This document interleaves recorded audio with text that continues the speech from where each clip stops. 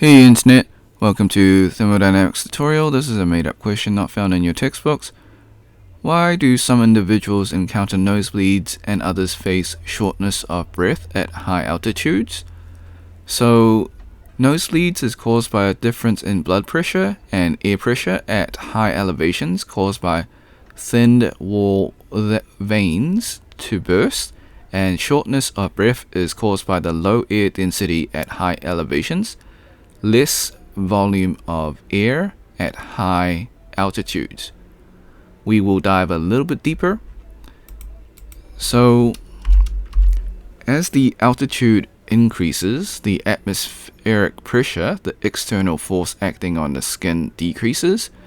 Consequently, the higher elevation experience lower pressure. This reduction in pressure amplifies the difference between the blood pressure within the veins and the external air pressure. So this results in imbalance and can lead to a rupture of thin wall veins, such as those in the nose, causing bleeding. Additionally, the decreased air density at high altitudes result in less oxygen per volume, which can lead to shortness of breath.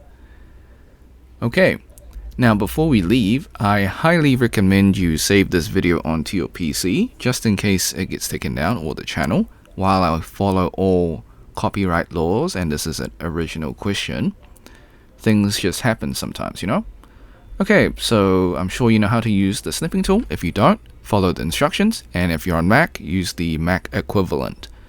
So click on the snipping tool icon on your taskbar. If it's not there, type in the Windows search snipping tool and you can find it there. Click on video option, click on new, left click and drag the rectangle and cover the YouTube screen. Then hit the start button, wait for the countdown. Then hit the replay button, let the video finish.